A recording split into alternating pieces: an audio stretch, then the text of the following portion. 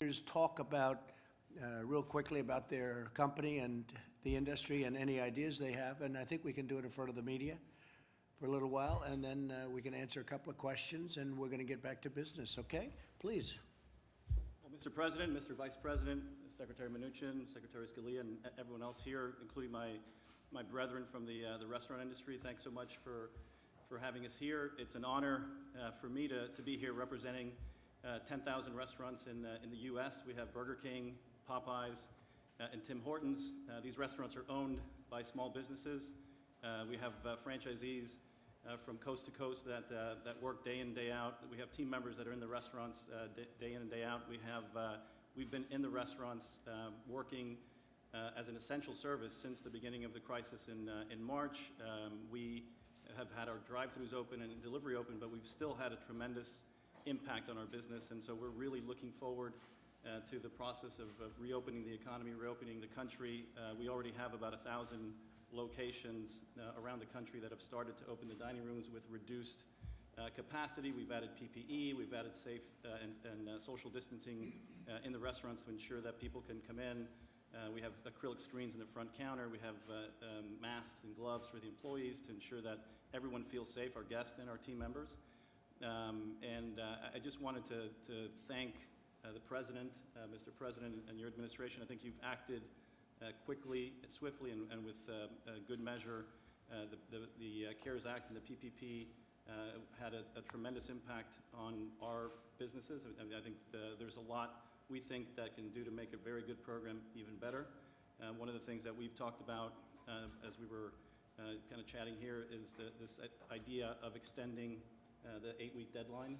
We think that 8-week deadline, when it was implemented, was probably 8 weeks probably seemed like an eternity, but today we're in the 10th week of the pandemic, and I think it's going to take some time for our restaurants and our owners to get back to the capacity levels and the traffic levels that we were seeing pre-COVID. And so a little more time, we think probably taking it to 24 weeks would be appropriate to allow for restaurant owners that are participating in the program to be able to manage through and rehire the employees, which is what the purpose of PPP was intended for. There was two other things that I think are important for us. One is we think business liability protection for small businesses is important. We're going to see potentially with the reopening of the economy, with the reopening of small restaurants, we're going to see frivolous, I think, and unfounded lawsuits against restaurant owners, against small businesses that are trying to do the right thing, trying to survive and trying to keep their businesses going. So we firmly believe that protection from these types of frivolous lawsuits would be helpful. And then finally, to the extent that there's additional federal assistance that's targeted for the restaurant industry, I think the restaurant industry as a whole participated to the tune of about 9% of the PPP, and we think there should be additional funds available for us to be able to weather and continue to weather the storm. But we're really proud to be here, proud to be part of this extraordinary group of restaurant leaders, and thank you so much for the opportunity to be here. Well, thank you. That's a lot, 10,000 restaurants, and that's some big group and good group too. I know your chains, and I know a lot about your company. It's a great company, so you'll be back very soon. I have no doubt about it. And some of the things you mentioned we'll be talking about. I do want to say before we go further, so this was a very big day therapeutically, cure-wise, and vaccine-wise. Tremendous progress has been made, as I've been saying for 2 weeks, because I've been seeing what's going on and I think spearheading it largely. And this was a some big announcements are coming and have just come out, and the market's up almost 1,000 points. You'll check your market. I'm sure you did before you walked in the room, but I imagine your company's doing better today than it was a week ago, right? We're focused on the profitability of our franchisees. That's my focus. Okay, good. So what we have is big announcements coming. Big announcements have already come, and tremendous progress has been made therapeutically, cure-wise, and also, obviously, vaccine. To me, therapeutically and cure is more important than vaccine because it's immediate. And if we have something, even people that are very sick right now, we try and expedite everything so it goes really quickly, really, really quickly, like let's get it going immediately. So if you have somebody that's not going to make it, if you have somebody that's going to pass away, going to die, and if we have something that we think works, we want to get them immediately into those hospitals or wherever the people are located. So that's being talked about also with the FDA, with Dr. Stephen Hahn, who's doing a fantastic job. And so we're trying to expedite things. But very importantly, just overall, what big news it is medically. We are so far ahead of where you would normally be just from a logistical standpoint. And that's the other thing. We're also gearing up and close to geared up because we have tremendous people in the military, so they'll be able to deliver service very rapidly. So a lot of good things are happening, and let's see what happens in the very near future. Steve, you have anything to say? Just want to add, Mr. President, that thank you for all being here. We appreciate how many people you employ as an industry and the special issues that we have, and we look forward to continuing to work with you. Good, thank you very much. How are you doing on deductibility, Steve? How's that going? Good? Good, please. Thank you, Mr. President. Really appreciate you gathering us here today. This is a great representation of restaurants from across the country. Jose with his 10,000, my 2 on Bourbon Street. I am the president and CEO of Galatoire's. We've been there since 1905. Yeah, right. And, you know, restaurants are the cornerstone of so many communities. Where some big business is absent, restaurants are there. And we employ so many people. We just appreciate how swiftly y'all have acted to bring relief our way. We think with just a few small changes in cover period and length of the cover period on the forgiveness of PPP, we have a real great opportunity. And, you know, just the very nature of restaurants in general, we rely on social interaction. So it makes us really unique that we were hit hard quickly, and it's going to make our comeback really difficult. That being said, I'm glad to hear your news. Yeah. That there's Well, my some- news negates what you just said, because you would be back into business like you had it. Yeah. No seats lost, et cetera, et cetera. So Yeah. we'll see what happens, but it certainly negates it, yeah. Yeah. So, you know, in the interim, we appreciate the opportunity to be in front of you. Longer cure periods on the test periods on the loans would be incredible. You know, a city like New Orleans, we have 1,500 restaurants, but only 400,000 people. And so when you look at that, how do we survive? We survive with leisure and business travelers.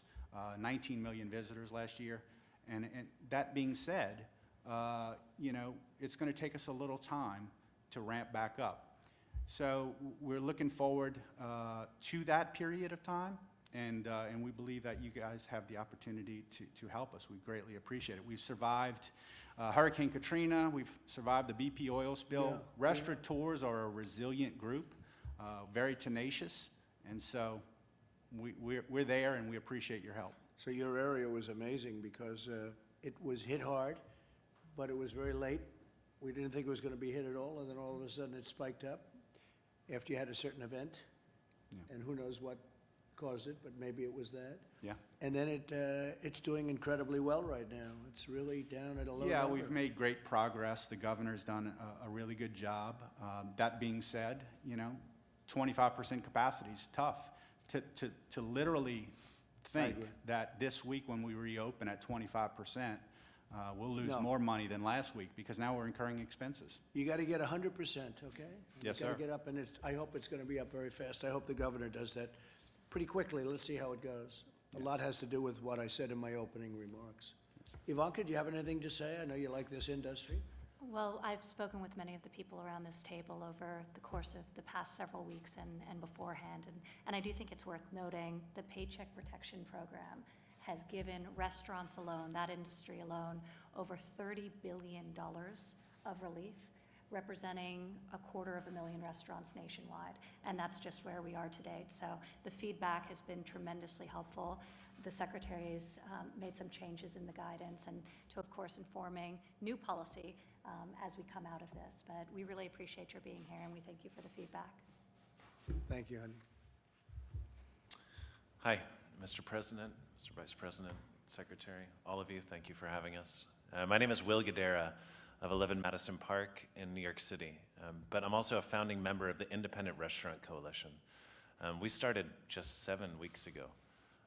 And we're here because we got together to represent the 500,000 independent restaurants across America.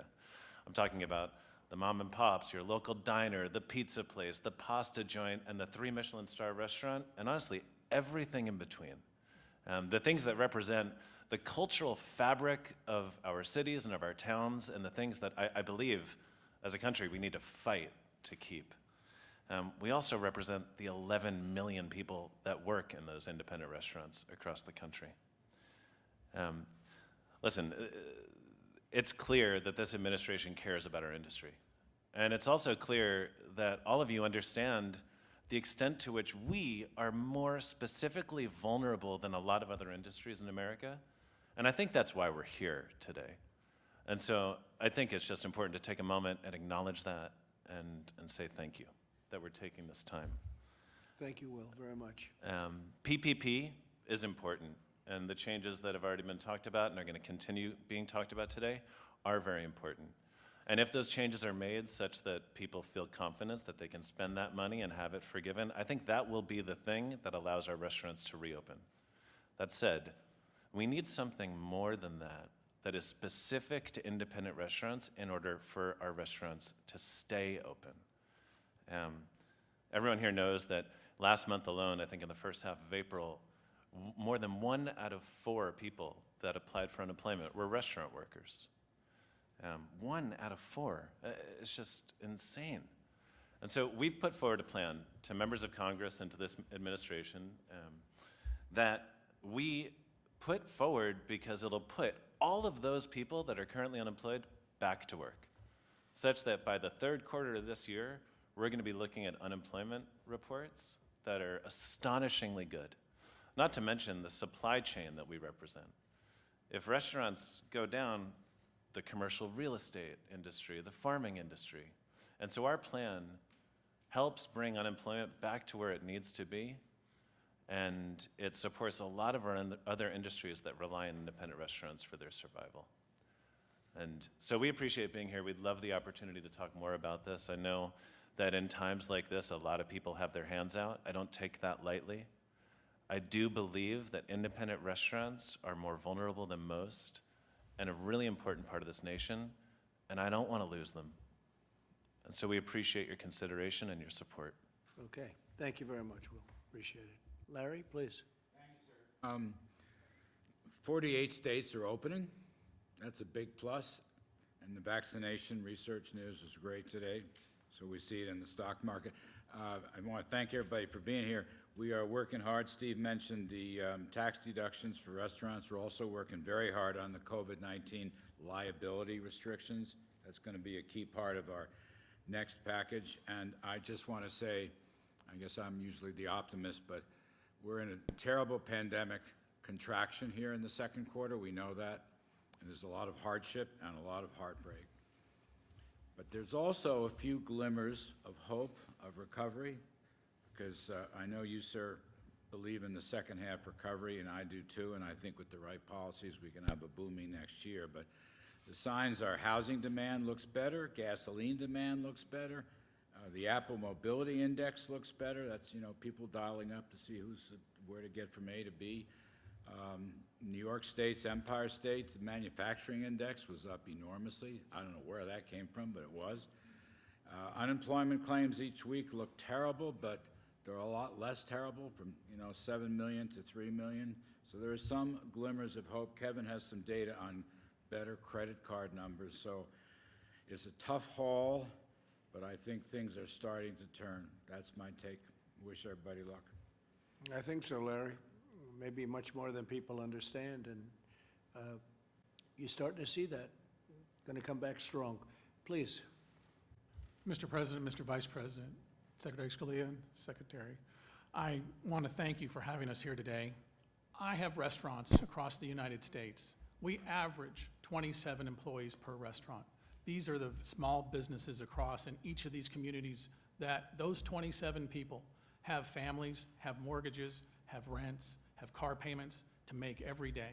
And being able to stay open and work with the governors and get the PPP money and to be able to give people reassurances that tomorrow is going to be better than it was today, and to give them that hope has been really important for us, our business, and those families. And I want to thank you for your leadership and your team's leadership in doing so. One of the things we talk about in the business is how well we talk about treating others and bringing people into the family and bring them into the restaurant like you bring them into your home. And that's what we do in the restaurant business every day. We treat everyone like family. And doing so and having the leadership here has been really helpful to us and the entire industry. And frankly, 8 weeks, 9 weeks ago, I was thinking about this Chinese nightmare, and I didn't want it to affect the American dream that we all had. And I'm a success story about the American dream, going from $3.45 an hour starting at the front counter in a fast food restaurant to what we have today. And I couldn't be prouder. How many restaurants? I own and operate 765 restaurants across the United States now. That's fantastic. And, Wow. and it's, I couldn't be, it's an American dream, sir. And I appreciate everything everyone's doing here to keep that dream going. And tomorrow is going to be better than today, and I appreciate that. Thank you. If we get deductibility, you'll do better than you did 2 months ago. Thank you, sir. That's my opinion. Please, go ahead, Kevin. Give it, Yeah. let us know what's going to happen. Yeah, sir, first of all, you might recall when we first started talking about the economic damage that was coming from the shutdown, that we emphasized right from the beginning that this industry and the travel industry were going to be the hardest hit. And so we've been focused like a laser beam on coming up with policy ideas to do something about it. And as you said, we've got a really good plan. The thing I could say is that if you look at the real-time data, as Larry said, that you really are starting to see glimmers of hope. And maybe even like you could even characterize it a little more optimistically than that. Larry's being super cautious, but the credit card data are really going up. The number of businesses open in the country is skyrocketing. I mean, the country's getting back now, and I think that there's a great reason for optimism for this group, because you can really see things going much, much faster forward than I expected. I know I was pretty depressed about how bad it looked and how slow it was going to be a few weeks ago, but now you can really see it turning on faster than I Yep. thought. There's a tremendous demand, tremendous pent-up demand. It's true. Don't forget, we turned it off artificially. It was just stopped. We went from the greatest economy in history of any country to we have to stop. And we saved, by doing that, millions of lives. We saved hundreds of thousands, but probably millions of lives. And we did the right thing, and now we have to open, and now we're going to do great. And if this comes along, what we're hearing medically from these great companies, these great geniuses, if this happens, that's really going to be something. So, great job, thank you. Please. Mr. President, Mr. Vice President, Secretary Scalia, Secretary Mnuchin, it's an honor to be here today. My name is Marvin Irby, and on behalf of the National Restaurant Association, thank you for convening this meeting of these industry leaders on this very important subject. To be honest with you, normally at this time, I'd spend a lot of time telling you about this industry. But what's been clear over the last several months is that you get it. This administration gets it. You know everything about our world-famous chefs, our esteemed independents, our beloved brands that dot every community in this country. And I'm proud to say that for over 100 years, the National Restaurant Association has represented all restaurants that play a key role in our society and an integral role in our food chain. I have the opportunity that I get to speak to restaurateurs every single day. And I can confirm we desperately want to reopen. Our restaurants are desperate and are heartbroken that at this time we can't provide the support and the comfort to the communities in which we serve. For too many restaurants right now, an incident happened 60 days ago that has crippled us, and before today's news, we did not see an end date until later this year. Programs like the Paycheck Protection Program are an incredible first step. And thank you, Secretary Mnuchin, for this program, which has benefited millions of small companies throughout this country. We also appreciate Ivanka Trump's dedication to our industry And I personally want to thank you for the time you've taken to talk to our board over the last months of this crisis. Mr. President, the Payroll Protection Program would be a godsend if we could make one change, if we could extend the time that we have to spend the proceeds. In too many communities today, the 8-week period is simply not enough time. So how much time are you on? 24 weeks? How about 30 weeks? 30 weeks works. 30 How weeks about- works. How about 75 weeks? I know a couple of you, you'll never stop, right? I know a couple of guys in this room. Now, I understand. So you think it needs to be, what would you say would be a minimum length? 24 weeks. How much? 24 weeks. You need to give our smaller restaurateurs the opportunities to open, to begin to have demand, and bring back the employees. Is that, what were you going to say in terms of timing? Yeah, I think for the PPP fixes, if we could take it from 8 weeks to 24 weeks, Is that the, no, is that the term, yeah, more or less the term you're thinking about? and then move June 30th to October 31st. If those two changes were made to that program, it would change it dramatically. What's more important, that or deductibility? That. Yes. Deductibility is amazing, but it's almost like we need to build the house first. Deductibility is the thing that makes the house. Does anybody disagree with that? Because I think deductibility is the biggest thing you can possibly do. Mr. Does President, anybody, I think that if what he's saying is, if we could get the 24 weeks, which gets us to October 31st, basically, right? This allows us to get the young restaurateurs going and Yeah. spend the money that you intended for them so that we can get out and show them what a great job you guys are doing. but you're pretty unified on the number 24, right? Yes, sir. 24. Okay. And Go ahead, please, And the finish. best thing about it, it's no additional money. It's an extension of the current program. Okay. So, Got it. Oh, the deductibility thing is great. Can I I just just ask? don't want to not support that. I think it's just a matter of waiting. We need to get the restaurants open first, and these changes allow us to get them open. I just wanted to clarify, because you said it's no additional money. Are you saying just the time period goes, it's 8 weeks going to 24? You still have 8 weeks of money, or you want 24 weeks of money? oh no, we want 24 weeks in order to spend. To spend the 8 weeks? Correct. Got it. Thank you for the clarification. We believe that if we elongate Is that that test- correct? Does everybody agree with that? Yes, sir. If we can elongate the test period, it gives us more staying power, and we can spend that money and really get where we need to be. Good. So, And what about the payroll tax, by the way? How do you feel about that? Is that a big deal? Yes, sir. That would be an extraordinarily big deal. Yes. And how does that compare with what we're talking about with the time period? Payroll tax? I would say deductibility, payroll tax deductions, all those things are spectacular, and we need them, and they would be greatly beneficial. But- We're viewing the PPP fix as what we need to So the get out of PPP the was rut. really a big deal. Yes, sir. So we hit it right. When we did it, we hit it right. Okay, thank you very much. Thank you. Am I doing wrong? It was such a big deal, sir, that we haven't laid off a single person, and there's 20,000 people that are paying their taxes, they're paying their bills, and they're doing all that every day. And without that, I don't think we would have been able to do that, sir. That's how big a deal it is. Great.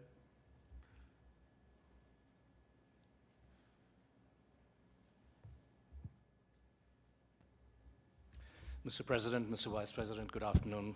Thank you so much for your leadership. Ladies and gentlemen, it's an honor to be here, and I deeply appreciate the opportunity. My name is Nirain. I represent Panera Bread. Panera has 2,500 cafes, revenues of about $6 billion, and we employ 140,000 people. The pandemic impacted us very deeply, as it did everybody else. We lost close to 50% of our revenue in the first week. Since then, it is slowly coming back, but we still have a long way to go. Now, the So health crisis. You got down by 50% or Yeah. more than that? 50 to 60% was the revenue decline. That's not bad. And and I think what's good is that it's actually coming back since that time. Good. Thanks to a lot of the innovation that we've been able to do. Good. But, so you got maximum, though, 50% of revenue loss? Yeah. How'd you keep the other 50%?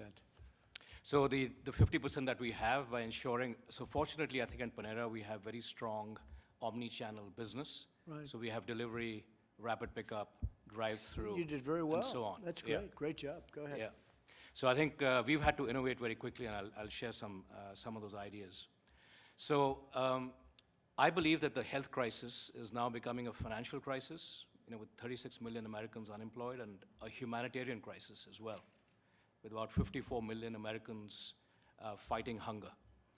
And therefore, I think opening up the economy right now in a phased manner is the right thing to do. I also believe that we as leaders need to also step up and do the right thing at this time, and do what we can do, what's in our control. And I'll share some ideas and thoughts in terms of what Panera's been doing, largely with the intent to innovate and do that with compassion and heart. So for our furloughed employees, we have free family meals every week for them, emergency relief funds, and also we've made arrangements with peer companies that are actually hiring at this time, like CVS, Walmart, to hire our furloughed employees temporarily and then return them back. For customers, we've innovated very quickly. We've launched the curbside pickup service with geofencing, and also free Wi-Fi outside the cafes, because life is moving to outside the cafes. And also doing a lot for our communities, especially those impacted most by the pandemic. So doctors and nurses, we are serving about 50,000 meals to doctors and nurses in New York, children in the state of Ohio with our partnership with USDA. And also, we've launched a program called Together Without Hunger with Feeding America, and have pledged to serve 500,000 meals to children and families through Feeding America. Great. So I think it's very important at this time that I think we need to also step up and contribute. We were able to keep 85% of our cafes open. We were determined to keep them open so that we could keep our associates employed at that time, and therefore now we're beginning to open up the dining areas in phases, following all the guidelines, but also have stringent protocols that we've put in place, like plexiglass barriers, wellness stations for temperature checks, social distancing norms, etc. Will you be keeping any of that? I mean, there are some innovations that have been made. Some people say maybe we'll keep it.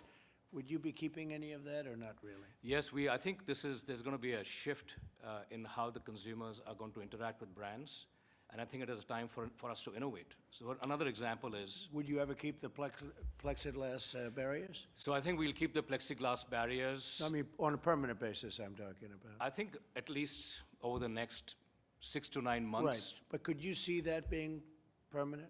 Because hopefully you're not going to have it that long, by the way, 9 months. But would you see a thing like that? You'd have to build a nicer version of it, as opposed to quickly throwing it up. But would you see something like that being permanent, possibly? I think hopefully if the virus is under control and we've gotten to the other side of it, I think then we can get back to life as we once knew. You'd rather not have it? We'd rather move back to life as we once knew it, right? Rather not have I it. agree. Yeah. I Yeah. agree. Exactly. Okay. And another, I think, interesting innovation is that recognizing that there's so much high friction with high-demand grocery items where you can't get them home delivered, we launched a new line of business called Panera Grocery in 10 days, and we're delivering, bakery items, fresh produce, dairy to customers in less than an hour on the same day. So I think the good thing is it's forced us to really innovate and be very responsive. Good. I think the restaurant industry is deeply, deeply appreciative of all the support and the efforts that you and the administration have made. I think the CARES Act has been hugely welcomed. I would like to in particular thank you for the PPP program, because it's made a huge difference to our franchise partners and our associates. I think with a few of the amendments that we talked about, I'd fully agree with the 8 weeks to 24 weeks. I think that is badly needed. I think that will be hugely welcomed. And Steve, does that make sense from our standpoint? What do you think?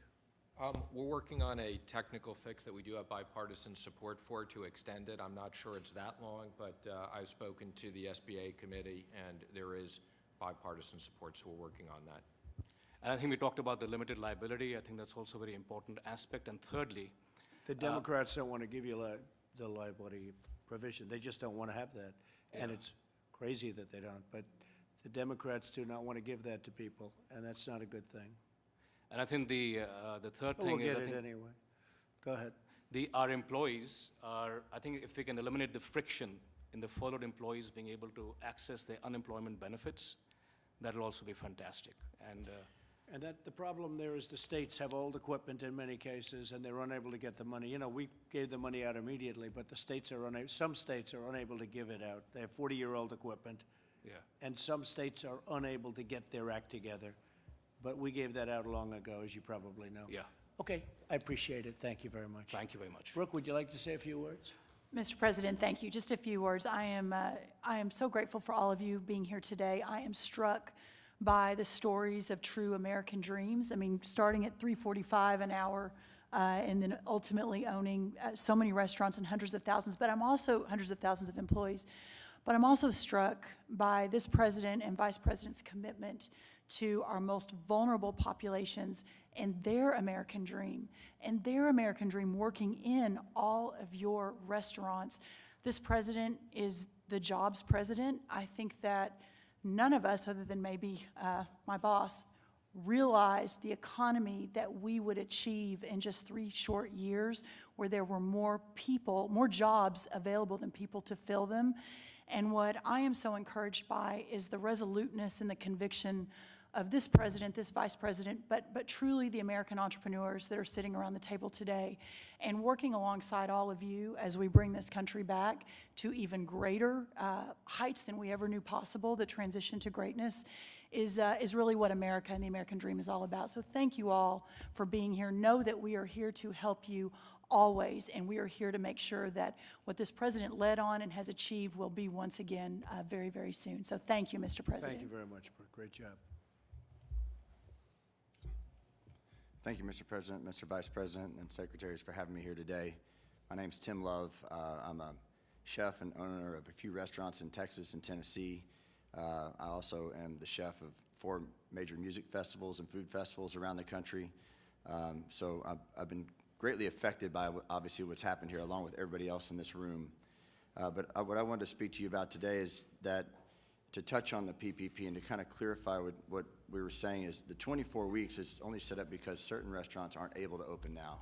In Texas, we were able to open on May 1st, and I quickly activated the PPP and tried to get all my employees back. I've hired 80% of my workforce. I started with 490 employees. We've got about 400 employees already back. And I will say it's encouraging to see people come out. They're excited. They want to be out. What would have happened if you didn't have PPP?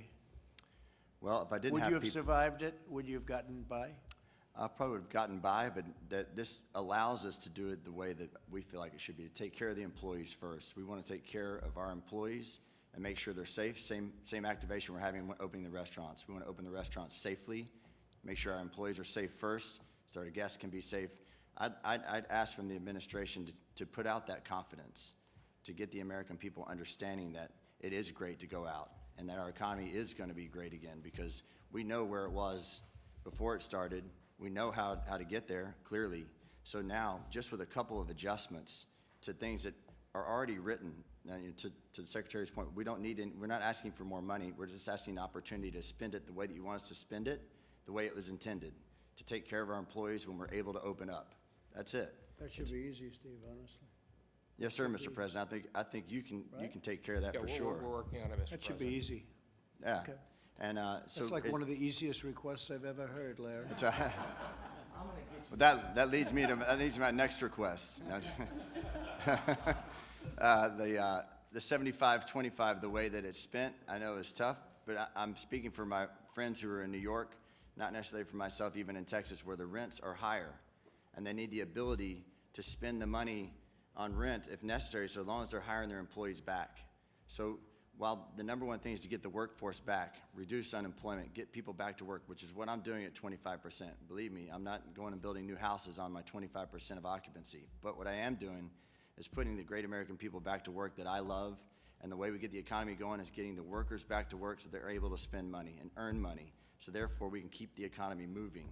And so those two adjustments to the PPP, which don't require any extra money from the administration, from Congress, allows us to really move the economy forward, which I know is one of your number one things, especially as we're moving along this year. And I think you can get a lot of people in our industry, the workers, the people work very, very hard to get behind you, just to show that kind of confidence. I think you will.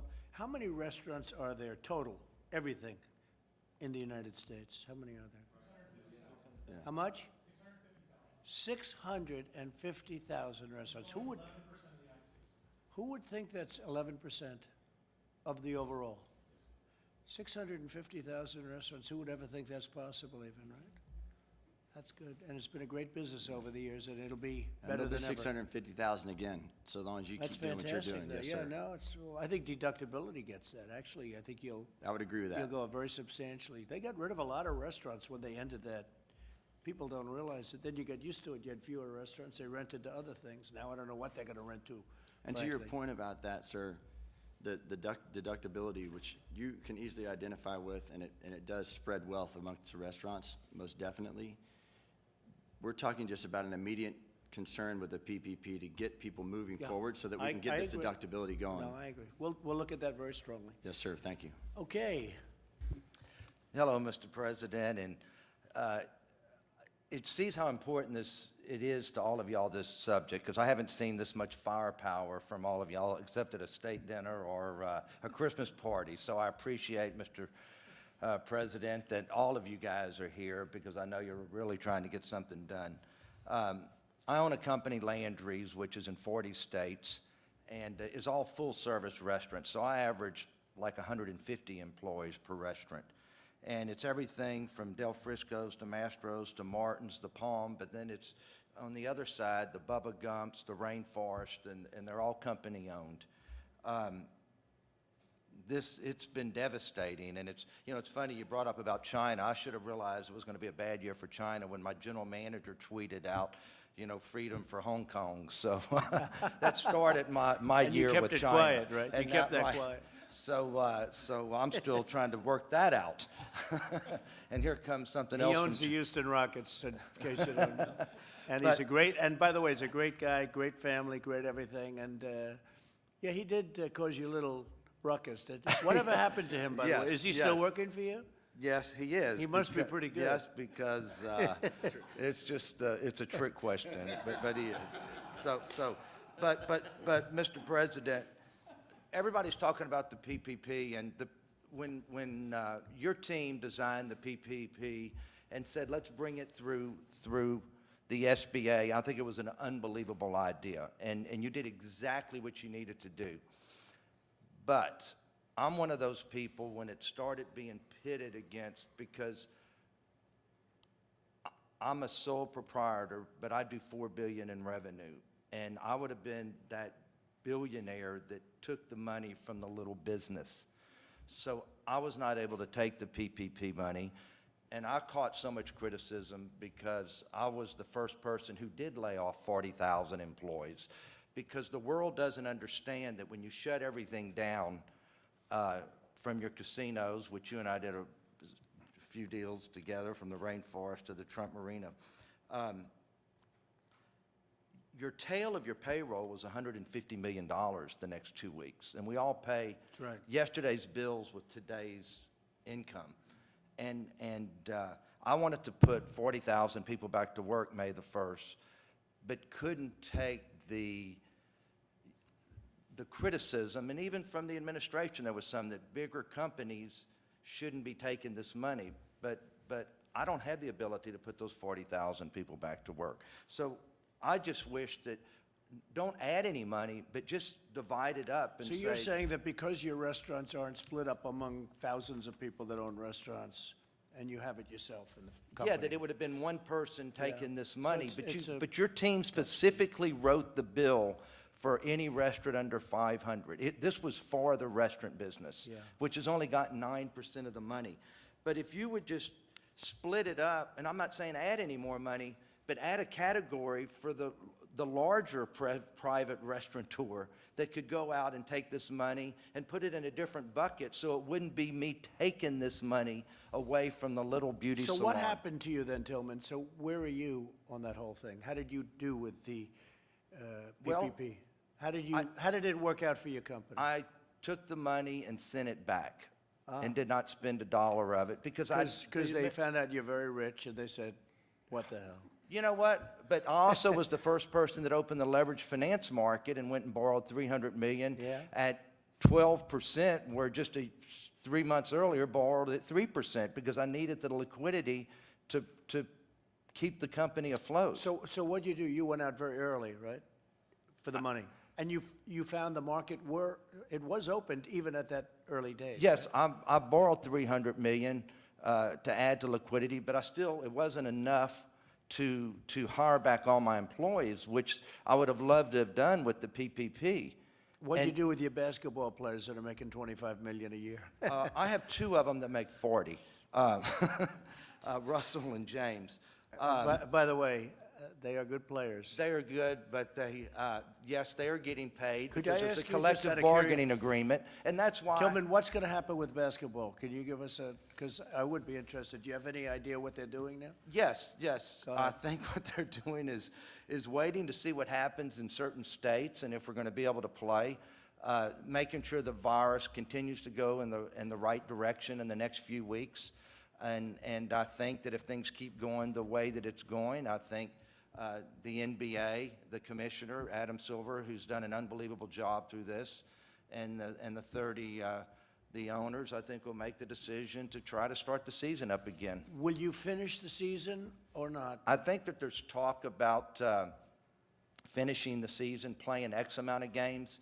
The players need to play to get paid, and right now they're taking a 25% pay cut, and because they own 50% of our revenues, the players, unlike the other sports, and so they want that revenue and that television revenue, even if it's not the people in the stands revenue, so they can get paid. Could you go immediately to playoffs, or is that not really possible? I think that they would use I think that we would play some games just to get it going Right, again I and agree. create the interest and then go right into the playoffs. But I think it'll be great for America. We're all missing sports and everybody, wants to see these great NBA teams.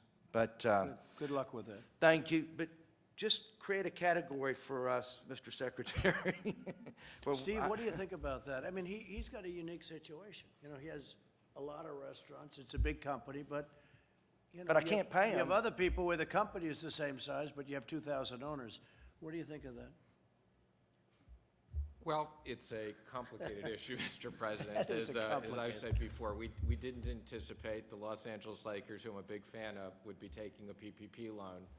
And as a result of that, there was a lot of backlash around that. paid it back? And we went through the certifications. I'm saying that for the media. and, They paid it. Again, we realize the issue, how it impacts your workers, and we're sympathetic to that. This was a program for companies that were not necessarily quite as big, but Yeah, we but this is understand your different than the issue. Lakers. The Lakers are a basketball team. This is a man that owns how many restaurants do you own? 600 restaurants, but they're all full-service restaurants. I have 60,000 employees, and you don't have the ability to pay them. I'm happy to follow up with you. We don't need to have this in front of No, but all it of is our interesting friends, for the but, press to hear it because they understand the complexity of it. So if he had 600 owners and he franchised them out or something, but he had 600 owners, they qualify. If he has, if he owns it, it's a different situation, but I can understand what he's saying. So let's take a look at it. And then just one more thing, if we could just do something with lease terminations, because I'm the largest operator in New York for full-service restaurants, and the $1 million leases, let them protect their rights, the landlords. What's your largest restaurant? What is it, New York? Del Frisco's, Mastro's, Martin's, the Strip House, the Bill's Burger and Rockefeller Center, Right. Dos Caminos, Yeah. on and on. So, but if we could Good just. job you've done. I mean, you got hit by the plague, right? But outside of that, you've done a hell of a job. Just trying to keep It up with just brought you back to earth a little bit. We were definitely brought back to earth. You really have. You've done a fantastic job. Hey, you're a friend of mine for a long time, and Thank you, and sir. I have to say, you paid me rent for a long time, right? Absolutely. For rainforest. Never and missed some a other payment. things. And you were never late. Now you're a tough great, landlord. A great gentleman. Really a great gentleman. Steve, it's an interesting case. Okay. Do the best you can. Good luck with the basketball. Thank you, sir. You have a hell of a team. And thank thank you. all of you. Say hello to those two great players, all of your players. But man, they can play, huh? They can play. So you say they make 40 a year. Russell and James both make $40 million a year, and we're still getting paid. So a lot of my employees really wanted that PPP money. You want them to play this year. Yes, sir. How many more years do you have? together, right? So I you have want- both of them for 3 more years. You want them to play this year, because magic them- can happen, right? Absolutely, a little Okay. magic, and Good all luck. of a sudden you get a big ring. Good luck. Thanks, Tillman. Thank you, sir. Jared? I just want to thank everyone for being here. It's been incredible to watch all the innovations that you've been doing in your business models to give more confidence to the public, to get open. The president identified this very early as a critical industry for us to focus on for a few reasons. One is you're a major employer. There's a lot of people who are hurting right now because the restaurant industry is closed, but also you're a gem of America. People love getting entertainment and enjoyment from the great work that you do. So this has never really been an issue before because the restaurant business has never been closed before for a period of time. So this is truly a unique historical situation that's occurred, and we're all in this together to try to figure out the best way back. But the quicker that we can help you figure out how to get demand up, the quicker you can hire back employees, and we can get Americans back to enjoying all of your fine establishments. So thank you for all you're doing, and thank you, Mr. President, for your leadership. So, Tillman, he took a ventilator job where the country basically had no ventilators, essentially, and built an incredible empire for building ventilators in a period of very short time. And now we're supplying ventilators all over the world. It's an amazing thing. We got no credit from the fake news media, but what are you going to do? Can't win them all. And now the testing today on the Washington Post, they actually had a headline that the testing is there, but the people aren't there. We have so much testing. I'm sure the person that drew that headline in the Washington Post will be fired today sometime. In the state of Texas, I know for 6 weeks, any employee of mine could go to numerous places and get tested and not even stand in line. So when I watch and see everything that people cannot get tested in America, and I don't know about all the other states, but I do have employees that have been tested in other states. I just follow it closer. There has not been an issue of people getting tested. And, they sort of knew it. But And we were even tested here this see, morning. I think you should be entitled to it now, Steve, definitely. But, And Mr. yeah, no, we've done, really, it's been an amazing. 100%. It's been an amazing job. Been an amazing job. We made a lot of governors look good. Yeah. And Mr. President, I will say yesterday you had your number one day in America, 422,000 tests performed, and you're about 11.5 million tests performed now in the U.S. thanks to your leadership. Numbers that would have been unthinkable, I think you could say that, right? Yes. Numbers that would have been, John, those are numbers that could have been talked about, nobody would have believed it. So anyway, so please. Mr. President, like yourself, I'm a New Yorker and a career changer. I was a former bond trader at Goldman Sachs, and now I own restaurants in Brooklyn, most notably Lilia and Missy in Williamsburg. Good. We help make every day a good day. Along with Thomas and Will, we're founding members of the Independent Restaurant Coalition, and we're grateful to have a seat at this table for the first time.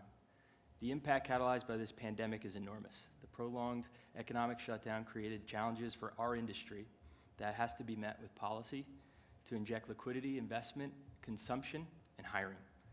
The immediate and coordinated response by your administration to support out-of-work employees was inspiring, and it should make us all proud to be Americans. The intention of PPP to support small businesses and restaurants was pragmatic and encouraging. We have all agreed that it wasn't perfect, but we're working on it to fix it so that it could help us. But we need those fixes now. Like me, I have it, and I can't use it.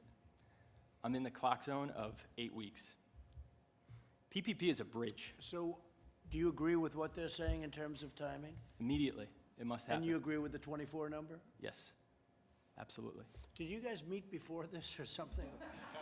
No, did you have a little meeting to discuss this, perhaps? Yeah, okay. well- Now I feel better because everyone's exactly What wants is, the same thing. what is incredible about this Independent Restaurant Coalition, this did not exist 7 weeks ago. Restaurant owners didn't talk to each other, ever.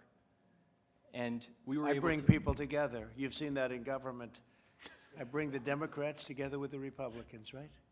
And it's been a beautiful thing. I'm only kidding. We've been Go able to, ahead. talk, we've been able to be creative and figure out ways to bring this That's industry great. back. I think it's great. You got together and a lot of good suggestions have been made, and it's been made uniformly, so we really know your opinion as opposed to having all different ideas. That's correct. That's really great. So Helps. PPP is a bridge.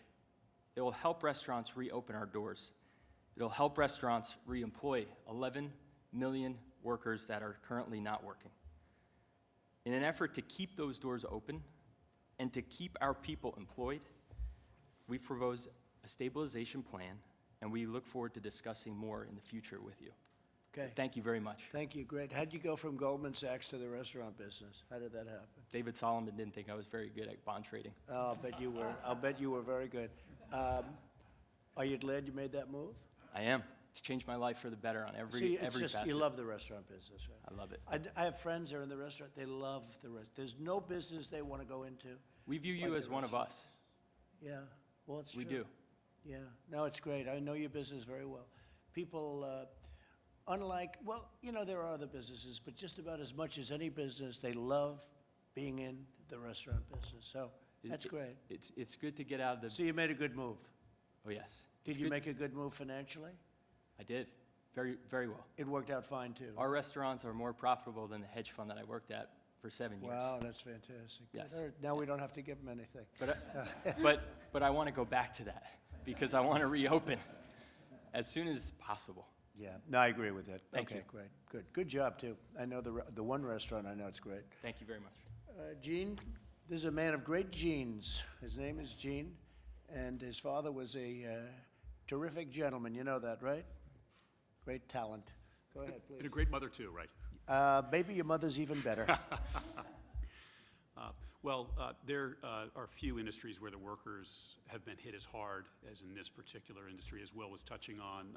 We announced 20.5 million payroll job losses, basically from the middle of March to the middle of April, and 5.5 million of those, more than a quarter, were in restaurants. Mr. President, you saw this coming. You acted with really extraordinary speed, and I think, as we said, generosity, among other things, in the unemployment benefit that was provided in the CARES Act. We at the Labor Department have been working extremely hard with the states to enable them to make that payment. As you touched on, they've had some problems because of their computer systems, which are old. Secretary Mnuchin and I cautioned the Congress that there would be problems, but we will continue to work with them to get those payments out. But even as we do that, we know that we're pivoting. We're opening. We're reopening across the country. There are glimmers and more than that as we begin that reopening, and so we will be focusing too on helping workers transition from unemployment back onto the job. And you hear a lot of numbers. A number that really sticks with me is a couple different surveys have shown, federal surveys have shown that 90% of workers who are unemployed right now have said it's temporary. And I want to make that right. I want to make that true. That's why, Mr. President, you want to safely but promptly reopen. And so we'll continue to work with. That's a very important number. 90%. If you go into a real big recession and you don't have a number like that, that's a tremendous number.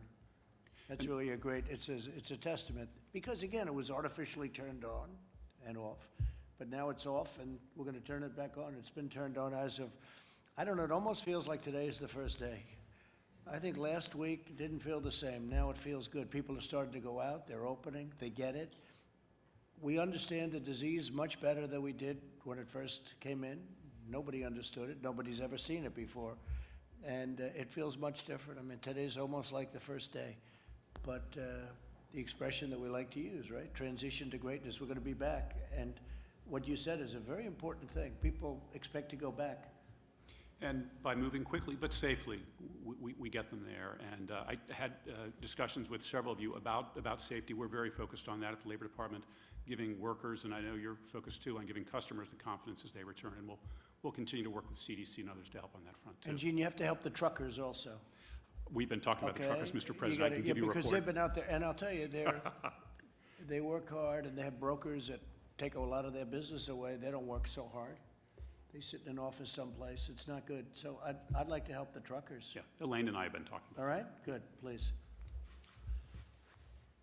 Mr. President, Secretary Mnuchin, Vice President Pence, Secretary Scalia, thank you for having us here today. Of course, I'll echo what everybody else has said, how proud we are to be sitting here at the White House in your home, to be able to share some of our struggles and hopes and aspirations. The restaurant profession is a profession that's always dynamic, and you've seen that around this table with some of the things that my colleagues are doing, but we're also very united. As you've seen, and you just responded to the 24 weeks. Did we have a meeting before? Certainly we had a meeting before. Did we talk about it? Certainly we talked about it. Because we want to be unified in our approach, whether you have 650 restaurants, 2 restaurants, 6 restaurants, 1,000 restaurants, it doesn't really matter. We all are nurturers at heart, and we want our restaurants to reopen so that they can nurture our guests, our communities, and finally our country. There's something to be said for going last, because I just want to agree with everything that everybody else has said around this table, so I won't repeat it and bore us with more of the same. But I will tell you a story, a personal story, 2 personal stories, if I may. One about the PPP, and thank you very much, because it's been a lifesaver in many ways for me. I have restaurants, of course, where I have not been able to use the PPP yet.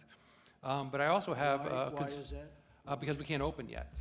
And there's no point in me hiring back my staff. Where is that? Where? California, New York, Las Vegas, and South Florida. I mean, I hear they're going to keep Los Angeles closed till the end of August. Is that a fact? That's a good question. I'm in Napa Valley, but I'm not really sure about Los Angeles. I'm sorry. Yeah. Yeah. That's the mayor wants to do that. Yeah. That's a death wish. Yeah. Because, you know, there's death on both sides. You know that. Mm-hmm. There's death on both sides, not just a one-way street. And we solved a big problem, but you have to understand the other side of it, too. And they don't understand the other side of it. Yeah. Okay, please. On the other hand, our consumer product good division, where we have 4 different businesses, has been thriving. And we have taken our PPP money and rehired 100% of the staff in those 4 companies. So I look at that, and I'm extremely thankful and grateful for all the work that you and your team have done so quickly to help us. On our restaurant side, I echo what everybody else has said. It's a little more complicated. I also want to thank you for voicing your support of BIG, which is our business interruption group, which I started with a couple other chefs, and has grown quite large. We've started to make some inroads with the insurance companies, certainly with some of the congressmen and some of the senators. So we continue to work on that for all businesses, not just for restaurant businesses. Finally, I want to talk about a small farm in Orwell, Vermont. A small farmer named Diane St. Clair, who is by herself with her husband. And this is about the supply chain and how important restaurants are in so many different aspects. But we reduce it down to individuals that we know, that we love, that depend on us as restaurateurs and as chefs. It's a woman who has 8 cows, who gets up every morning 7 days a week to milk her cows, let them out the pasture, begin to make her butter, bring her cows back at 4 or 5 o'clock, milk them again, and put them to bed every day. I am the sole source of her revenue. She's not able to sell her butter anywhere else, so she's not making butter today. The impact that restaurants have in our communities, in our states, and in our country are extraordinary. We are, in many cases, the first job people have. My first job was in a restaurant as a dishwasher, making a little less than $350, but that was just of my age. And being able to move up. We give people the second chance in restaurants. And finally, people's last jobs are in restaurants. Those who are retired and on benefits are augmenting their benefits by working in restaurants. We don't really care about your education. We're not concerned about where you come from, your religious beliefs. We are open to everybody. We employ the most women of anybody beside the federal government, the most single-parent women. It's just extraordinary how much we embrace our entire country and what we do. And what we do at heart is we nurture. I became a chef, and I remember the day I decided to become a chef. I'd been cooking for several years. July 1977 in Narragansett, Rhode Island, working for a French chef named Roland Hennon, who asked me one day, "Why do cooks cook?" And I was certainly intimidated. I was young, and I said, "Chef, I don't know. Why do cooks cook?" He said, "We cook to nurture people." And there was something inside of me that resonated with, and I embraced the idea of nurturing people. And I have 1,200 employees. There are over 1,180 who are unemployed today that I desperately want to bring back to work so that we can not only nurture each other, but nurture those who come into our restaurants.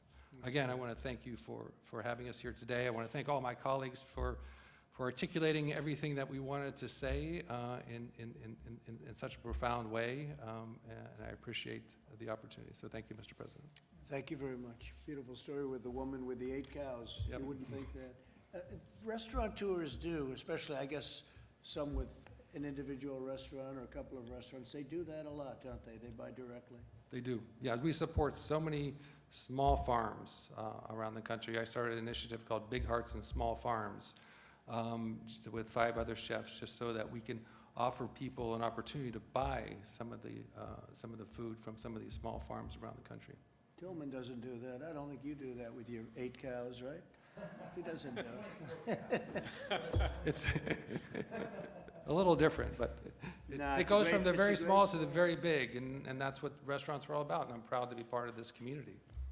What's the difference in butter? Tell me, the difference in butter between what she sells you and what you would normally be able to buy, out of curiosity. I don't want to, It is extraordinary because it is truly a seasonal product. So the butter changes flavor and color depending on the season. So in the in the spring, when they're eating green, when they're grazing on grass, green Really? grass, the butter is That's a beautiful fantastic. orange hue. And of course, in the summertime, it turns lighter because they're eating hay. So, and the Mike flavors just said there's no taste. comparison, he knows. It's just, yeah. There's Coming from Indiana, a tremendous difference in the No butter kidding, from. sir, it's good. Oh, And, yeah, and you it's extraordinary. probably pay less too, right? Well, I don't know how much I pay. It's not about how I mean, much I no, pay, but it's we- about supporting her and what she's trying to do. Right, but would you pay less, generally speaking, when you do those things you do directly with the farm? You know, when we deal directly with the farmers, I never talk about price. It's always about quality, because Yeah. we're about quality good. and building relationships with people. I've been buying Diane's butter for over 20 years. No kidding. She did tell me one time, I'll tell you a little story again if I can, that she had to raise the price of her butter. And I said, Diane, I really don't know how much your butter costs, but I appreciate you telling me this. And she said, but I also want to tell you why. And I said, okay, tell me why, Diane. She said, my son was accepted at NYU, and I need to pay for his tuition. This is what happens when a guest goes into a restaurant and spends $1. You're supporting all of these people. You're supporting this young man who's going to get a degree from NYU. Should I negotiate with her on price? Yeah. No. I think it's great. Thank you very much. Beautiful. Thank you. Okay, Mike. Well, I think the media wants us to go quickly. I Yeah, look at John, I'll he's over there. I'll go very quick. He wants to hit us with a question so bad. Well, thank you, Mr. President, and I have had the great privilege of sitting in this room alongside the President on many occasions over the last 3.5 years. I don't know that I've ever been more inspired by the optimism, the resilience, the love of what you do, and the people that you employ and the people that you serve than I've been today. So thank you all for sharing your stories. The President has brought together here our top economic team, the Secretary of the Treasury, the Secretary of the Labor, all the people that have been involved in standing up the whole of government response. But from the standpoint of the White House Coronavirus Task Force, let me just say thank you. This industry, 650,000 restaurants strong, had to make very, very hard choices. I want to assure you, you said, Sean, that you all consider the President to be one of you. And I can tell you, my friend considers himself to be one of you, and he always will. But he understood when we asked the American people, and we asked businesses like the thousands represented here, to shut down, to go to drive-through services, to find ways to innovate to meet your customers. We knew the sacrifices that were involved in that. The President directed our economic team to find a way, paycheck protection, to stand up and come alongside. But your decision, your company's decision to put the health of your employees, the health of your customers, the health of your community first, saved lives.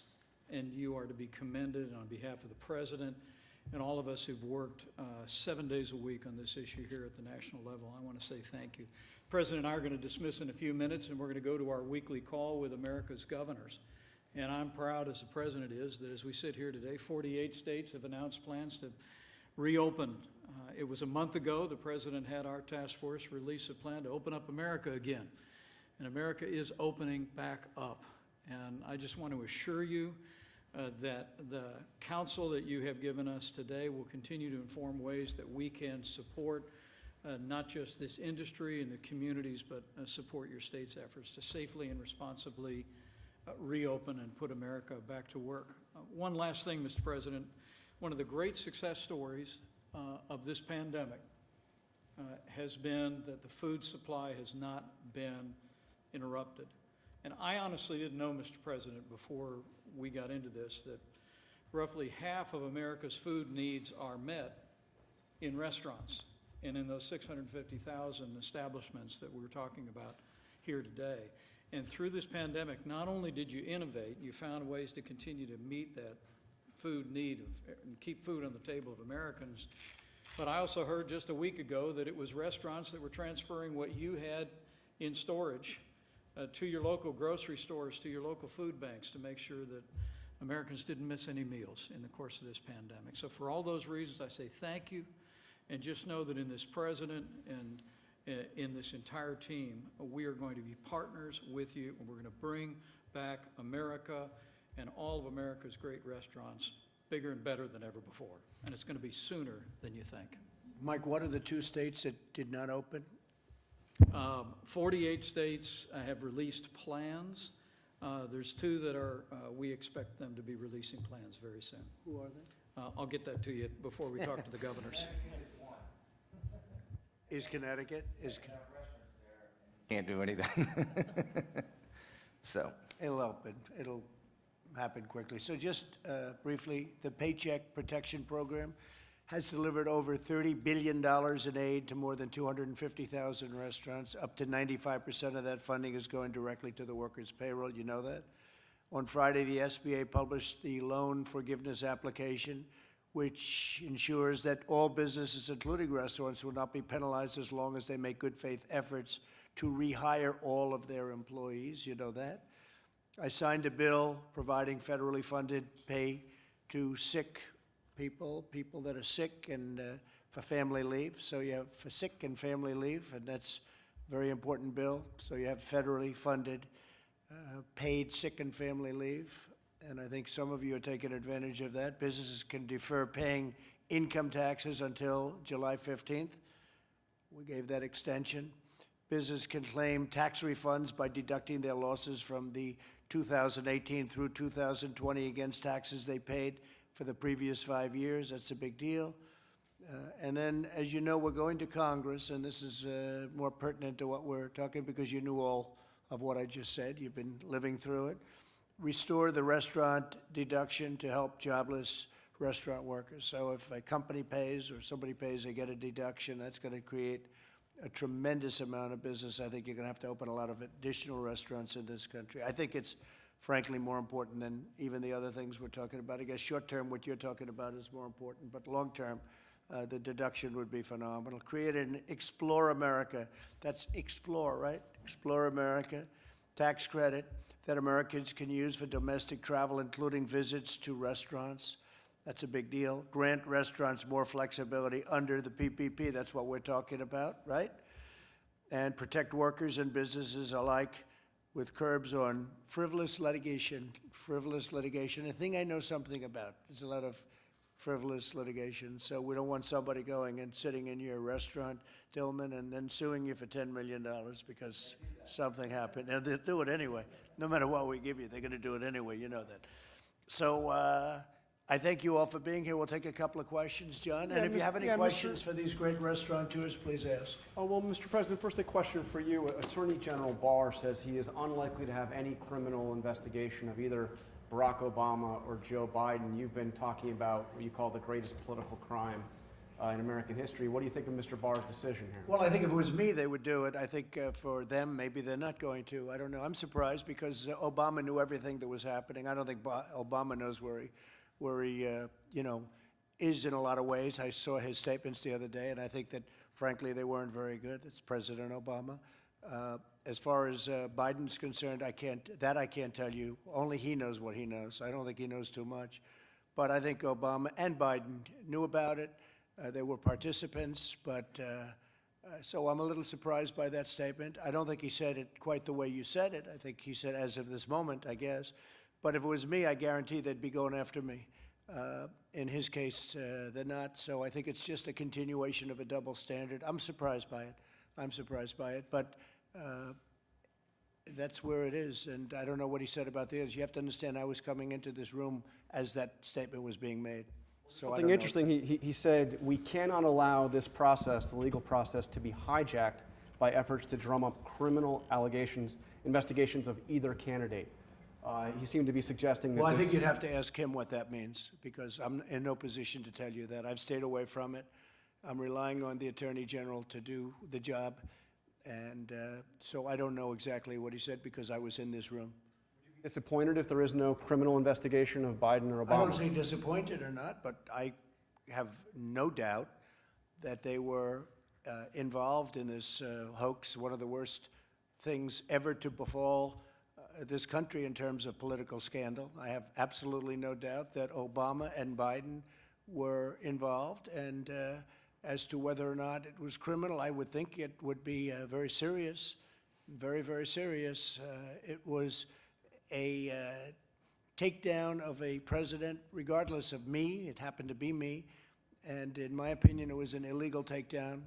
And but I'm going to let the Attorney General make all of those decisions. I've stayed out of it because it's the appropriate thing to do. I wouldn't have to stay out of it, as you know, but I've decided to stay out of it. So I would say that I heard that just a little while ago, a few minutes ago. I'll have to look at it exactly as to what was said, what was meant. I will say this, we have an honorable Attorney General. He's going to do an honorable job. He's a very honorable man, and he's going to do a very honorable job. But I am surprised only in that I have no doubt, personally I have no doubt, but he may have another feeling. I have no doubt that they were involved in it. It's a hoax. It started off with a Russian hoax. It went to a Ukraine hoax. It's just a whole big disgrace, and this country has better things to do. It's a disgrace. What they've done to this country with these phony investigations, the Mueller investigation was a waste of time from day one. They knew it was a waste of time. It proved to be a waste of time. I think there are a lot of bad people involved, and they should pay a very big price if they were caught. So we'll see what happens, but I rely on the Attorney General. He's a very honorable man. Okay, any other questions? Do you agree with Peter Navarro, who said the CDC let the country down in terms of testing? I think they work very hard. Don't forget, they've been here for many years. It's not, they don't work for me, they work for the country. They've worked very hard. When we took over in terms of, getting involved, Mike headed up the task force. He worked with CDC, and I could ask Mike to give you part of it. But I will say they had no test, and one of the tests had a problem very early on, but that was quickly remedied, and now we have the best tests anywhere in the world. I think I give ourselves a lot of that credit. A lot of the brilliant people that worked on testing, a lot of the brilliant people that worked on the ventilators, to a point where we have the best testing in the world. We have the best ventilators and distribution and the most ventilators in the world. It's not even close. So I can't do it. I would like to ask Mike that question. CDC, you work with them all the time, certainly much more than I do, Mike. Oh, we do, Mr. President. And let me say, I think Peter Navarro's point was that CDC and our public health labs at the state level were operating with an arcane testing system. And it was one of the reasons why early on we brought in all of the commercial labs around the country. The president created a consortium of these commercial labs, and we reinvented testing in America. That's the reason why at the end of February we had done a total of 8,400 tests at that time using state public labs and the CDC labs. But because of the president's efforts with basically innovating testing in America, we now reached 11 million tests. I think you heard the statistics, more than 400,000 tests yesterday. And we're actually hearing, as the president said earlier, we're hearing reports of excess capacity that I think the state of New York, Governor Cuomo reported that he has the ability to test 15,000 people a day, but they were only testing 5,000 people.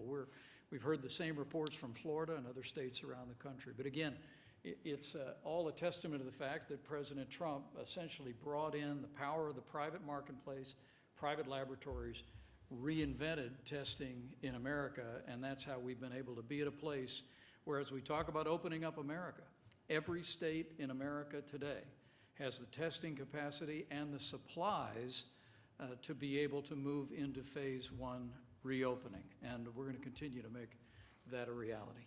We've made a lot of governors look very good, that I can tell you.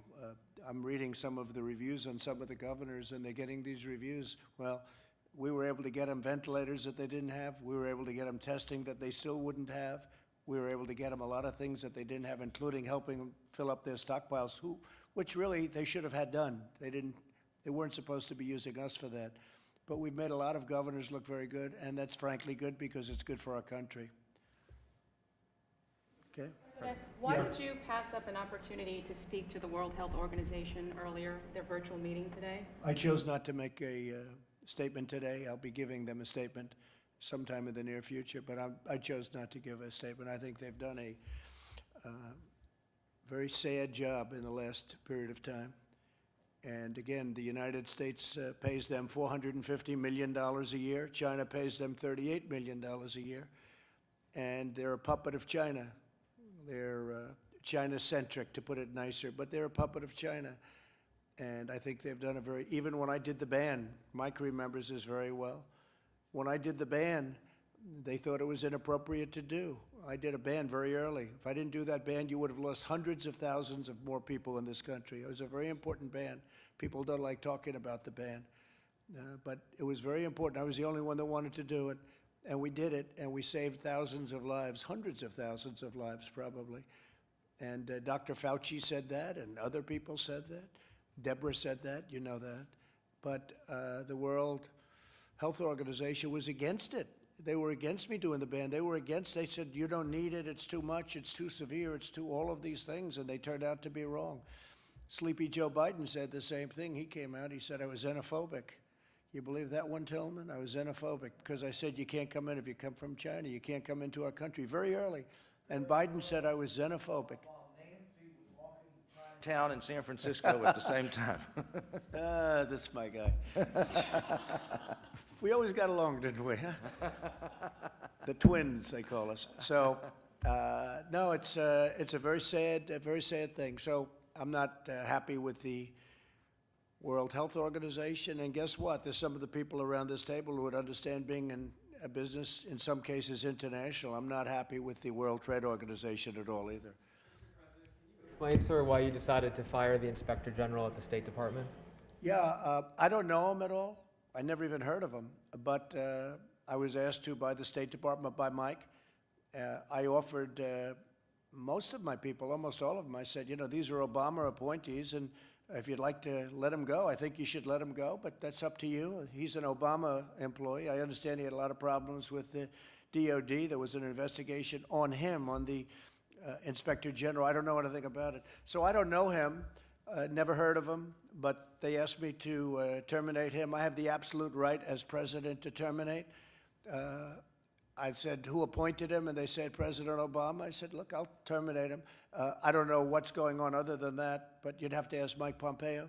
But they did ask me to do it, and I did it. I have the right to terminate the Inspector Generals. And I would have suggested, and I did suggest in pretty much all cases, you get rid of the Attorney Generals because it happens to be very political, whether you like it or not. And many of these people were Obama appointments, and so I just got rid of them. And you've got some criticism from Democrats in Congress who are saying this is a pattern of you trying to avoid having accountability. Yeah, I know. And if I didn't fire them, they would have criticized me too. They'd criticize no matter what you do. You know, if you have too many ventilators, they'll say, gee, he has too many ventilators. If you don't have enough, they'll say he doesn't have enough. No matter what you do, between that and their partner, the fake news media, they'll find something. No, I don't know the gentleman. I was happy to do it. Mike requested that I do it. He should have done it a long time ago, in my opinion. He's an Obama appointment, and he had some difficulty. But I just don't know who he is. I don't know. I never heard his name. Do you believe there is a role for inspector generals to keep an administration Yeah, like but I think they yours have or to be anyone else fair. as accountable? Sure, but I think they have to be fair. And I think it's a death wish when you, and I told my people, I said, I think you should, study your situation, but let us know. I think we've been treated very unfairly by inspector generals. I can go into instances, but I'm not going to do it now. But the inspector generals, when they're put in by Obama, just like it could be that if they were put in by me and it was somebody else's administration, especially the other party, it could very well be that you'd be treated unfairly. But we've had a lot of cases where we thought that was unfair. Yeah, they asked me to do that. I think the big thing is that they should have asked me to do it a long time ago. You said you don't know him, sir. What was he doing that was treating you unfairly? I don't know. I don't know anything about him. I don't know anything about him other than the State Department and Mike in particular. I guess they weren't happy with the job he's doing or something. So because it's my right to do it, I said, sure, I'll do it. I've gotten rid of a lot of inspector generals. Every president has. I think every president has gotten rid of probably more than I have.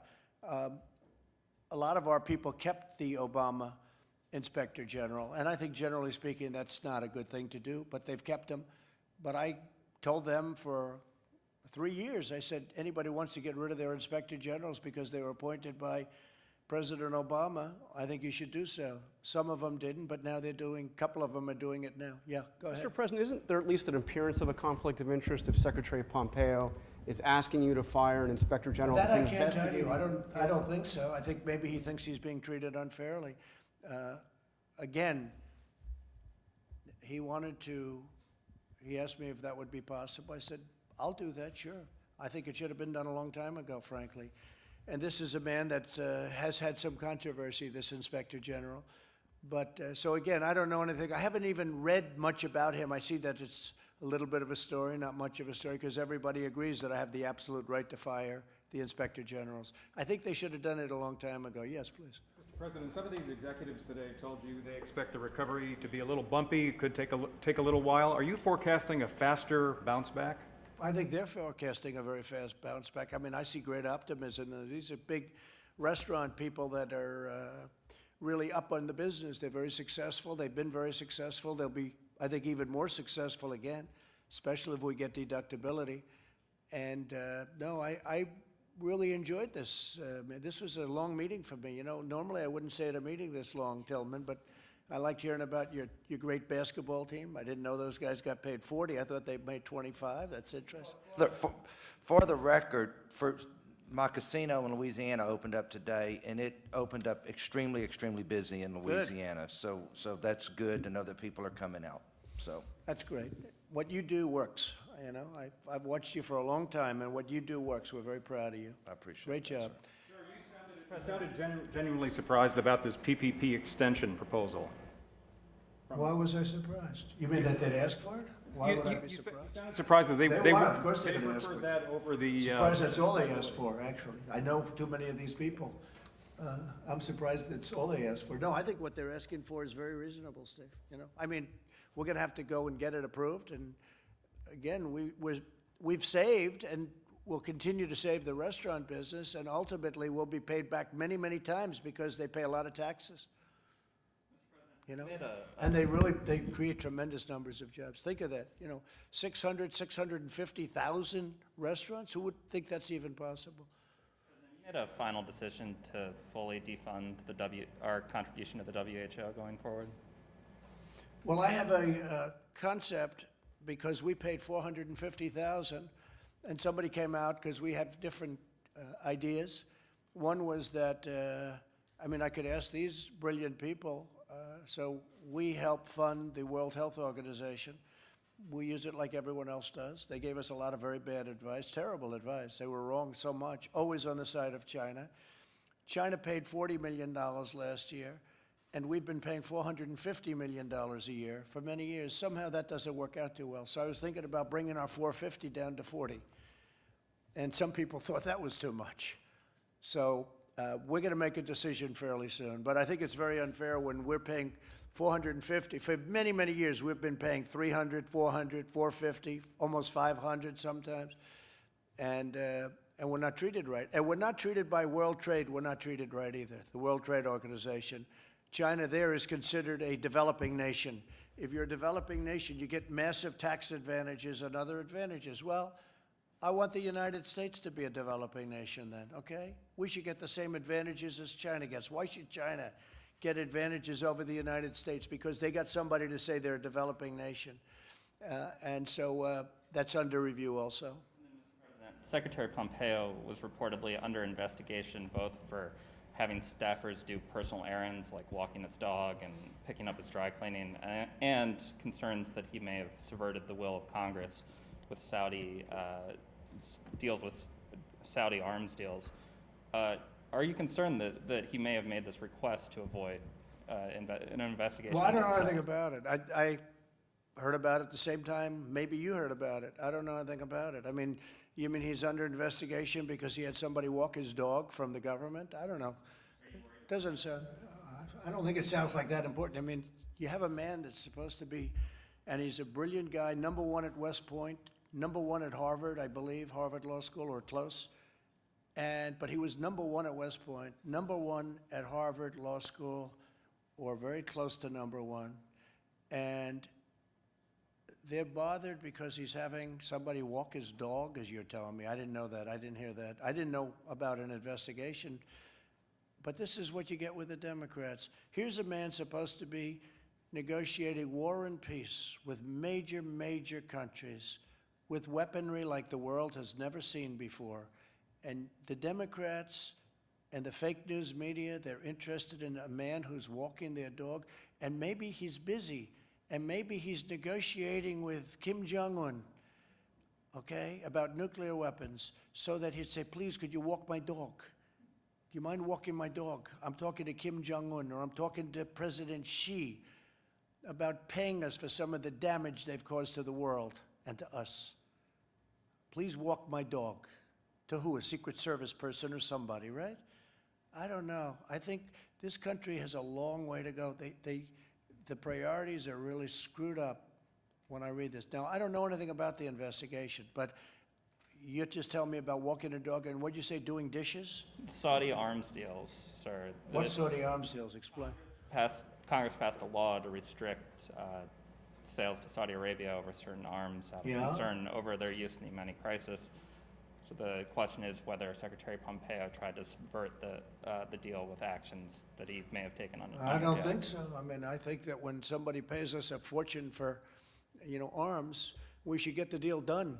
I will tell you that. I don't know what you're talking about. I know this, that we have countries that want to buy our arms, and we make it so difficult for them that they end up going to Russia and China. And under my administration, if they're friendly countries, I try and make it as easy as possible. If they want to buy our fighter jets, and if they want to give us billions and billions of dollars, and they have other alternatives, including China, Russia, and others, I think we should make it as easy as possible for them, and we should take the jobs and take the money, because it's billions of dollars. And in past administrations, they waited so long that people wouldn't even want to do business with us. And one of the things that we've done, and we make the greatest equipment in the world by far, and especially now under this administration, because we've upped the scale a lot, as you know, and we've bought a lot. We've totally rearmed our military, $1.5 trillion. But if somebody wants to give us billions of dollars to buy an airplane, or a number of airplanes and missiles and all of the other things that we make better than anybody in the world, we should take the money and we should make the deals fast. I would certainly say that. Even if it leads to human rights Why abuses. don't you take your mask off? Just for a second, please. Don't worry about Jeff. Jeff, why don't you move out of his way so he doesn't infect you, please? Sure. I don't want you to become infected. Even if it results in human rights abuses, that was Congress's concern with these Human rights abuses. I don't know. That I don't know. I mean, you tell me something that I never heard of. Now you're talking about human rights abuses. You'll figure something out, I'm sure. Look, he's a high-quality person, Mike. He's a very high quality. He's a very brilliant guy. And now I have you telling me about dog walking, washing dishes. And you know what? I'd rather have him on the phone with some world leader than have him wash dishes, because maybe his wife isn't there or his kids are there. What are you telling me? It's terrible. It's so stupid. You know how stupid that sounds to the world? Unbelievable. Okay, yeah. Actually, to President Obama's speeches over the Hey, weekend. look, I think he was an incompetent president. I think President Obama was one of the worst presidents in the history of our country. I think he was an incompetent president. I know what he left us. He left us a broken military. He left us a military that ISIS was all over the place, and I got rid of it. I knocked out 100% of the caliphate, and even you will admit that, John. And when I came in, it was a mess. But we had a broken military. We had a depleted military.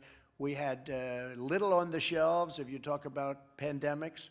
We had a country that was a mess. We were paying high taxes. We were paying, and outside of this artificial event that took place 2 months ago, and I'm going to build the country into stronger and better than it was even then. And it's already happening, and you can see it. You can see it today. Just take a look at the stock market. Look at what's going on. Look at the great numbers that are being called, and look at these medical companies calling in. And we're talking about more than one. So many things are happening. But I think President Obama was an incompetent president. He did a terrible job. And by the way, there was great division in our country with President Obama. You didn't see it as much, but there was tremendous division in our country. Okay? Acknowledge there's division now, too, right? I think we'll have great, yeah. You know, success brings. We had a great success going. Things were really going along, and then China gave us a wonderful gift, okay? And it wasn't pretty. It came out of China, just in case you had any questions, John. It didn't come out of, it came out of China, spread to Europe, but also came here. And the whole world became infected by this horrible thing that they unleashed one way or the other. Not a good situation. Not a good situation. I'm not a man that likes taking that. What happened to us, and it was totally preventable. They could have stopped it at the source. They knew it was happening.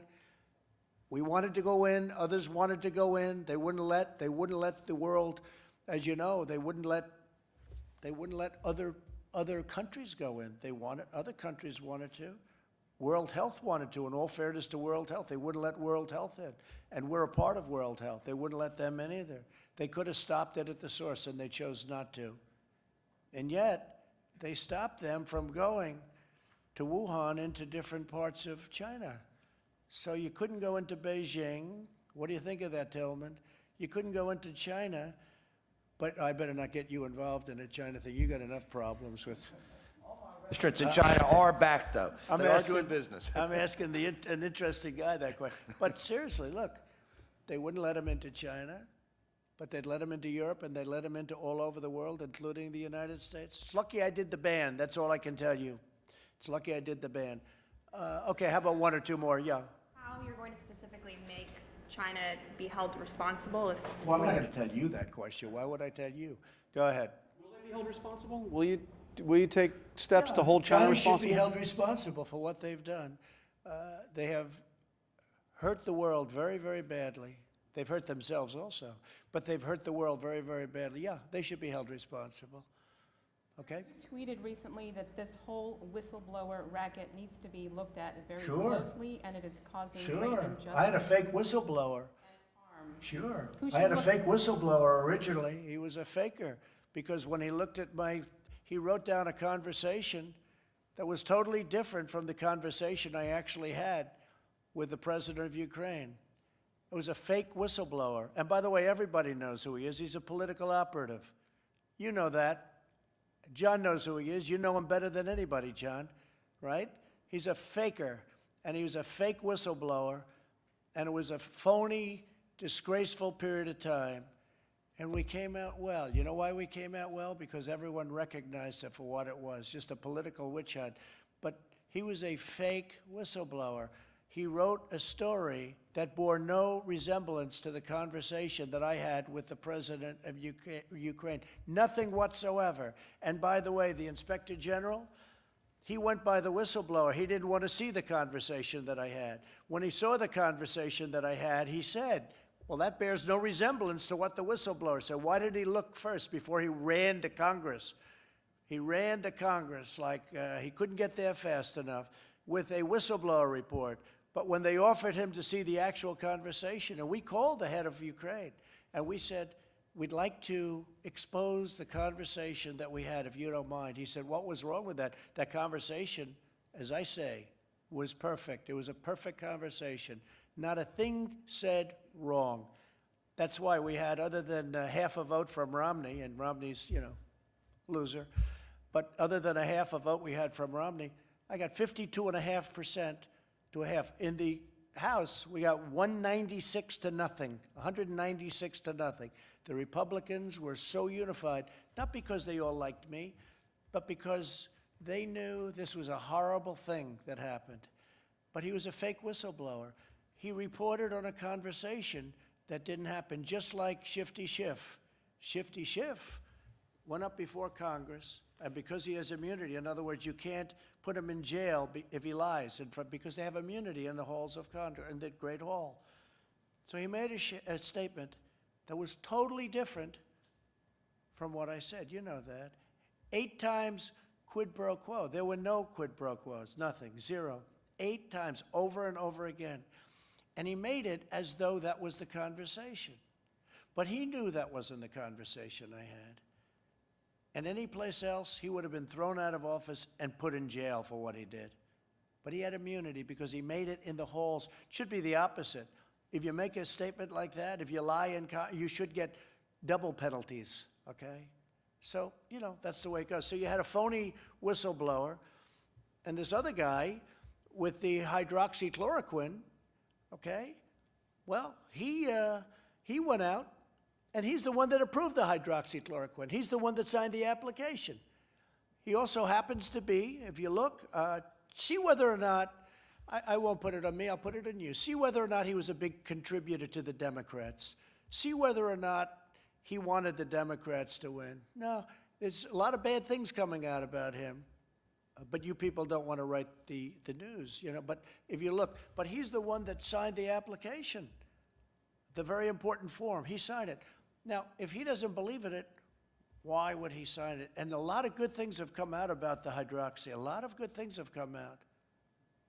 And you'd be surprised at how many people are taking it, especially the frontline workers, before you catch it.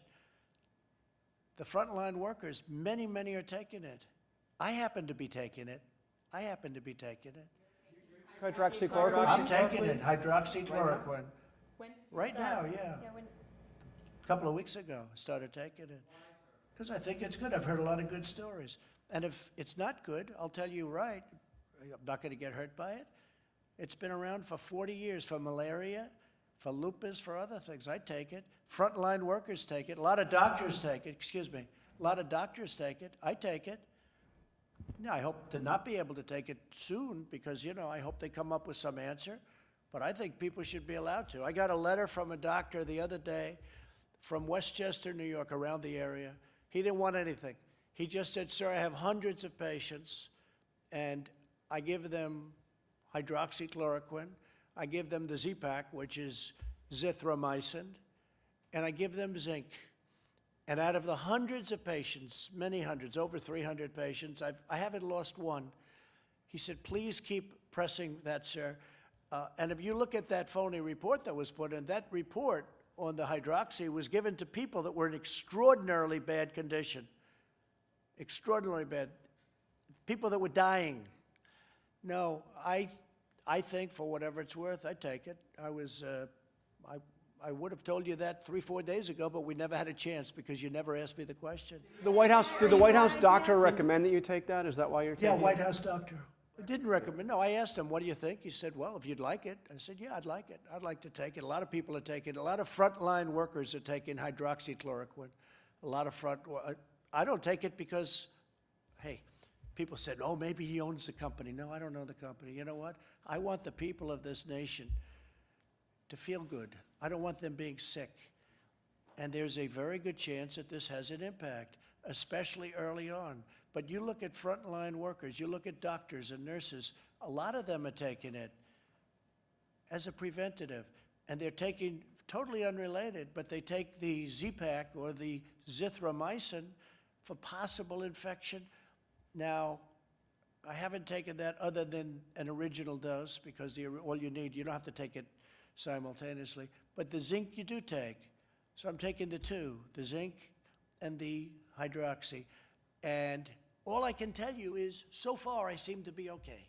Can you explain further why you started taking it? Have you been exposed? Yeah, because, no, not at all. I just said that I've had so many letters from people, like the one I told you about. I got it last week. I'll give you, would you like a copy of it? I'd love to give you, if you ask Molly, she'll give you a copy of it. But this is a doctor, he doesn't want anything, I don't know him, never heard of him, but he treats people that we're talking about. And he said out of hundreds of people that he's treated, he hasn't lost one. And he just wanted me to know about it, that's all. He wasn't saying, gee, could I have dinner with you, Mr. President? I'd like to come to the White House. But I've received many such letters. I've received a lot of positive letters. And it seems to have an impact. And maybe it does, maybe it doesn't. But if it doesn't, you're not going to get sick or die. This is a pill that's been used for a long time, for 30, 40 years on the malaria and on lupus too, and even on arthritis, I guess, from what I understand. So it's been heavily tested in terms of, I was just waiting to see your eyes light up when I said this, but, you know, when I announced this. But yeah, I've taken it for about a week and a half now, and I'm still here. I'm still here. Can you explain, sir, though, what is the evidence that it has a preventative effect? Here we go, you ready? Here's my evidence. I get a lot of positive calls about it. The only negative I've heard was the study where they gave it, was it the VA, with, you know, people that aren't big Trump fans gave it, and we've done the greatest job maybe of anything in the VA, because I got VA Choice and VA Accountability, both approved. Accountability, Tillman, is where you can fire bad people that work in the VA, that you couldn't fire them. We had thousands of people that were sadists, that were stealing, that were robbers, that were horrible people. They'd beat up our veterans. They couldn't do it in prime time, but they did it when they were sick. And we got accountability. Nobody thought you could get it because of the unions and civil service. I got it passed so that now you fire bad people in the VA. We got rid of tremendously bad people that should never been there. But I also got, probably even more importantly, if you can say that, maybe not, VA Choice. So if you have to wait online for a doctor, you go outside, you have a private doctor, we pay the bill. We work out deals with doctors, we have pricing. So you go out, you pay the bill. And it was a great thing that we did. So we've done a great job with the VA, but they had a report come out. And the results of the report, it was a very unscientific report, by the way, but I get a lot of tremendously positive news on the hydroxy. And I say, hey, you know the expression I've used, John? What do you have to lose? Okay, what do you have to lose? So I have been taking it for about a week and a half. Every day? At some point, every day. I take a pill every day. At some point, I'll stop. What I'd like to do is I'd like to have the cure and or the vaccine, and that'll happen, I think, very soon. And you've had no symptoms, sir? Zero symptoms. No, I haven't had any. No, I tested. I test every couple of days. They want to test me, you know, for obvious reasons. I mean, I am the president, so they want to test me. I don't want to be tested, but they want to test me. So every couple of days I get tested, and I've shown always negative, right? Negative, is that the term you use for this, right? Negative, totally negative. No symptoms, no nothing. But no, I take it because I think I hear very good things. Again, you have to go to frontline workers. Many frontline workers take it, and they seem to be doing very well. Any other members of your administration, Vice President Pence or your family No, members? but I wouldn't be surprised. I don't want to ask them because that's a personal decision as to whether or not you want to say. I just want to be open with the American public because, you know, I happen to think it's good. I do want the letter given because this letter made, not in terms of my taking it, but I thought it was a very well-crafted letter by a man who's a respected doctor up in Westchester, maybe a little beyond Westchester, a little up higher, and in New York. And he didn't want anything. He just wanted me to know the results of what he's doing as a doctor. And he was so happy with the fact that I fight for this stuff. And then we have this crazy whistleblower, this fake whistleblower get out and try and, you know, knock it. Who signed the application? He did all this, he did the signing. He was a believer at one point, I assume. Otherwise, he shouldn't have signed it. No matter who told him to, he shouldn't have signed it. Okay, one more question, that's it. Thank you all very much. Thank you, fellas. Thank you. Hey, Tillman. Thank you, man. You take care of you. In normal times,